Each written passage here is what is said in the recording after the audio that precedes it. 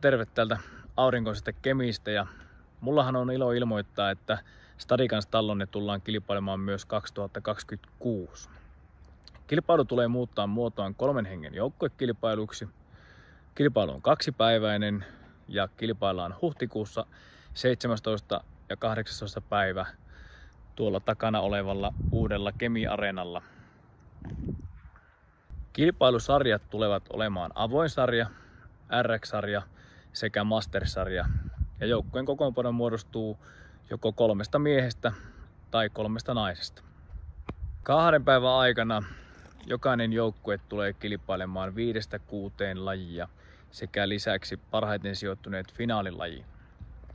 Tulemme järjestämään kilpailuihin online-karsinnan tammikuun alussa ja tasovaatimukset sarjoihin löytyy nettisivuillamme. Lisätietoja kilpailusta löytyy nettisivuilta ja totta kai jos herää kysymyksiä, niin saa myös kysyä.